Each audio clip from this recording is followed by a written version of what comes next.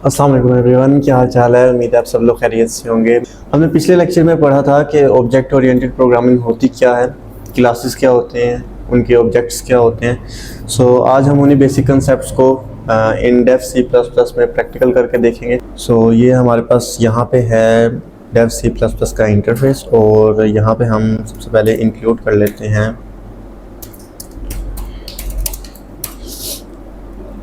एक header file. कौन सी हेडर फाइल?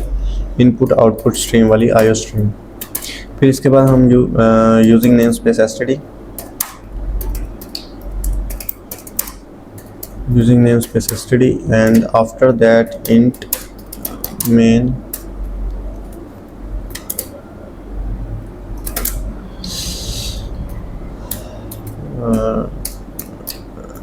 रिटर्न 0। ओके,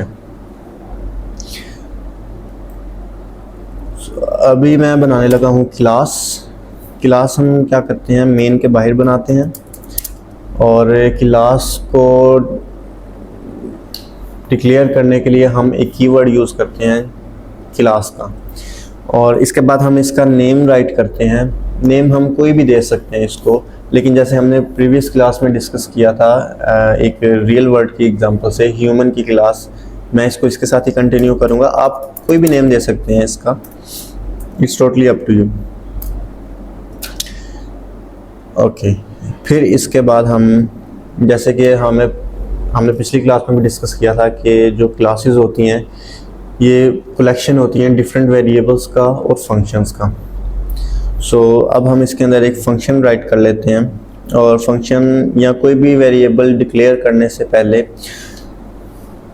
हमने इसके अंदर एक चीज़ का ख्याल रखना होता है कि आया वो वेरिएबल या फंक्शन सिर्फ हमारे तक ही महदूद रहें, यानी कि इस क्लास तक ही महदूद रहें, या उन वेरिएबल्स या फंक्शंस को कोई दूसरी क्लास के ऑब्जेक्ट्स भी एक्सेस कर सकते हैं या नहीं कर सकते हैं, या उसकी चाइल्ड क्लासेस ही एक्सेस कर सकती हैं, या सिर्फ वो क्लास के अंदर ही रहना चाहिए। इनको देखने के लिए हमारे पास एक कॉन्सेप्ट होता है जिसको हम कहते हैं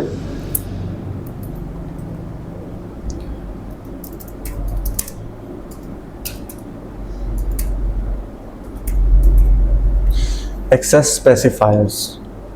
अब एक्सेस स्पेसिफायर्स कितने किस्म के होते हैं? ये 3 किस्म के होते हैं। कौन कौन से होते हैं? ये होते हैं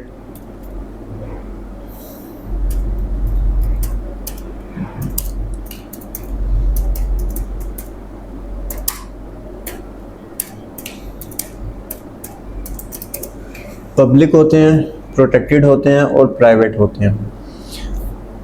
और अब इनके अंदर डिफरेंस क्या है, और इसको प्रोग्राम के थ्रू किस तरीके से डिफरेंशिएट करते हैं, ये मैं आपको इंशाल्लाह नेक्स्ट क्लास में बताऊंगा। और अभी सिर्फ आप अपने माइंड में बस ये रखिएगा कि यहाँ पे जितने भी फंक्शंस और जितने भी वेरिएबल्स मैं डिक्लेयर करने लगा हूँ इस ह्यूमन क्लास के अंदर, वो पब्लिक हैं।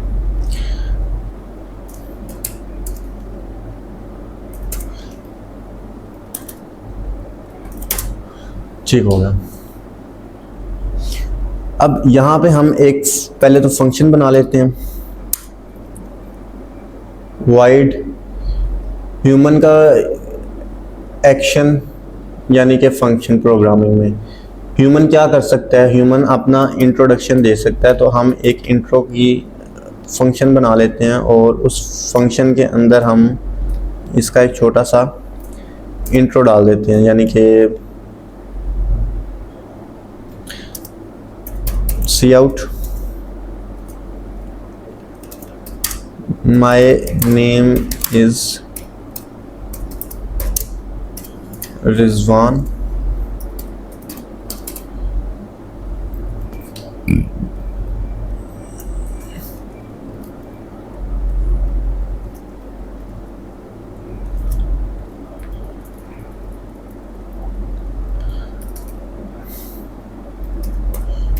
my gender is male, my age is 24। सो यहाँ पे हमने क्या किया, सबसे पहले हमने एक क्लास बनाई। किस नाम से बनाई? हमने बनाई ह्यूमन के नाम से। उसके अंदर हमने क्या बना लिया, एक फंक्शन बना लिया। कौन सा फंक्शन बना लिया? इंट्रो का एक फंक्शन बना लिया। और वो फंक्शन क्या है? वो पब्लिक फंक्शन है। अब उस फंक्शन के अंदर हमने 3 लाइन्स जो हैं वो सी आउट करवा ली, यानी कि उसने अपना नाम बताया, जेंडर बताया और उसने अपनी एज बता दी। अब हम इस क्लास का एक ऑब्जेक्ट बना लेते हैं और वो हम बनाते हैं मेन में। ये देखिए, जैसे कि ह्यूमन रिजवान और रिजवान। अब ह्यूमन क्या है हमारे पास? ह्यूमन क्लास, ये जो हमने ऊपर क्लास बनाई है। और ये रिजवान क्या है? यहाँ पे ये इसका एक ऑब्जेक्ट है। ठीक है, अब इस ऑब्जेक्ट के थ्रू हम इस क्लास के डिफरेंट वेरिएबल्स और इसके ये जो फंक्शन हमने बनाया है इसको हम एक्सेस कर सकते हैं। वो कैसे कर सकते हैं? हम यहाँ पे लिखे, जैसे लिखा है रिजवान, इसके आगे मैं एक डॉट लगाऊंगा तो ये इस क्लास के अंदर जितने भी फंक्शंस होंगे, जितने भी वेरिएबल्स होंगे, वो C++ उसको खुद ही ऑप्शन हमें प्रोवाइड कर देगा। अब यहाँ से मैं इसको एंटर करता हूँ, इंट्रो, और हम इस प्रोग्राम को क्या करते हैं, रन कर देते हैं।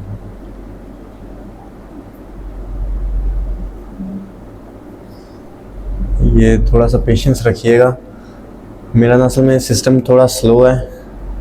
जैसे बबलू का साबुन स्लो है, मेरा सिस्टम स्लो है। ये देखिए जी, यहाँ पे उसने क्या कर दिया, माय नेम इज़ रिजवान। ये जो उसने इंट्रोडक्शन के फंक्शन के अंदर जो जो हमने उससे मांगा था, जो जो डिमांड किया था, वो सारे का सारा उसने क्या कर दिया, हमें आउटपुट करवा दिया। अच्छा, यहाँ तक तो बात होगी हमारे फंक्शन की। अब फंक्शन के बाद अगर हम बात करते हैं यहाँ पे कि हम इसके अंदर कुछ वेरिएबल्स भी इसके अंदर यूज़ करें तो वो किस तरह करेंगे, जैसे कि string name.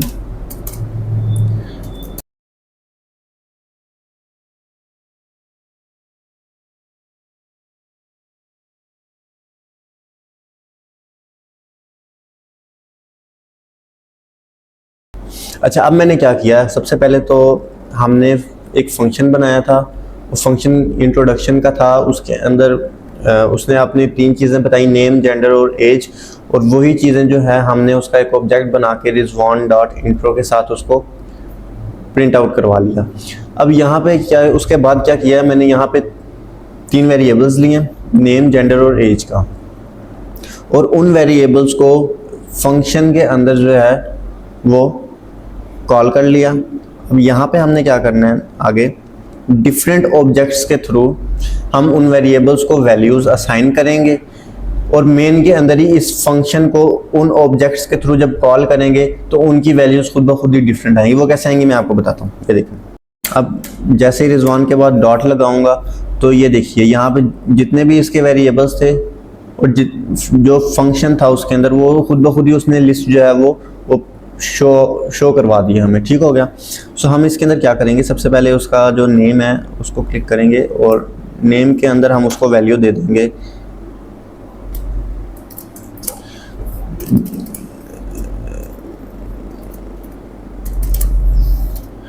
Rizwan. After that हम क्या करेंगे, अगेन हम अब उसका जेंडर जो है वो उसको असाइन करेंगे कि रिजवान का जेंडर क्या है जी, वो है मेल। एंड आफ्टर दैट हम उसकी जो एज है वो उस वेरिएबल के अंदर जो है वो पुट कर देंगे, जैसे कि उसकी एज क्या है, उसकी एज है 24। ठीक हो गया। अब ये तो एक ऑब्जेक्ट था, यानी ह्यूमन क्लास का एक ऑब्जेक्ट रिजवान। अब दूसरा ऑब्जेक्ट जो है वो बनाते हैं ह्यूमन, जैसे कि अली। अब अली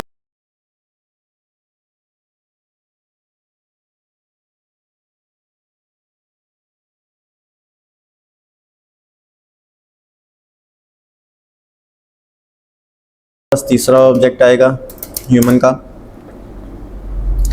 ये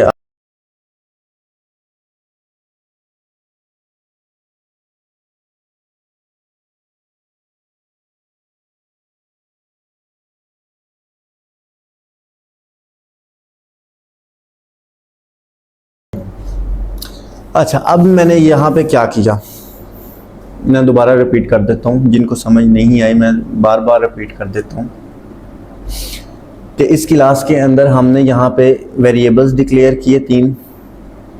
अब इन तीनों को हमने कॉल कहाँ पे किया, इन तीनों को हमने कॉल कर लिया जी इंट्रो के फंक्शन के अंदर, यहाँ पे ये आपको नज़र आ रहे होंगे यहाँ पे। और इनको असाइन वैल्यूज़ कहाँ की, इनको असाइन वैल्यूज़ की हमने डिफरेंट ऑब्जेक्ट्स के थ्रू। जैसे कि रिजवान की वैल्यूज़ अलग थी, नेम अलग था, जेंडर अलग था, एज अलग थी। इसी तरीके से दूसरा ऑब्जेक्ट कौन सा था, दूसरा ऑब्जेक्ट था अली का। अब अली की वैल्यूज़ अलग थी, अली का नेम अलग था, जेंडर अलग था, एज अलग थी। आफ्टर दैट हमने एक तीसरा ऑब्जेक्ट बनाया जिसका नाम था आमना। आमना का भी नेम अलग था, जेंडर अलग थी और एज जो है वो डिफरेंट थी।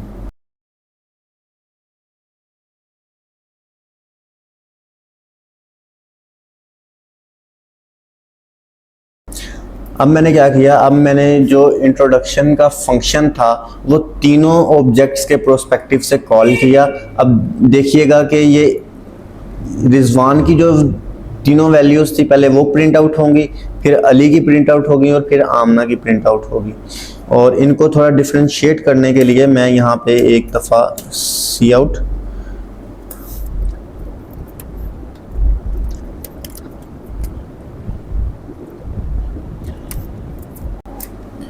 ये देखिए इनको अब हम करके देखते हैं रन। किसका फंक्शन हमने जो है वो कॉल करवाया था, रिजवान का। रिजवान जो ऑब्जेक्ट था ह्यूमन क्लास का, उसका इंट्रो का फंक्शन जब हमने कॉल करवाया तो क्या आया, my name is Rizwan, male और 24। उसकी एज भी हमने 24 ही रखी थी वहाँ पे। तो ये सबसे पहले इसका जब फंक्शन कॉल हुआ तो इसकी वैल्यूज़ जो हैं वो प्रिंट हो गई। अब इसके बाद अली डॉट इंट्रो, फिर इसके बाद ये अली, और इसके बाद लास्ट में आमना डॉट इंट्रो। और ये इस तरीके से ये आमना का जो इंट्रो का फंक्शन था उसके अंदर जो 3 वेरिएबल्स की वैल्यूज़ हमने असाइन की थी आमना के ऑब्जेक्ट के थ्रू, वो हमें प्रिंट होके आ गई हैं। सो आज का लेक्चर हमारा इतना ही था। मिलते हैं अब अगले लेक्चर में। अपना ख्याल रखिएगा, दुआओं में याद रखिएगा। अल्लाह हाफ़िज़।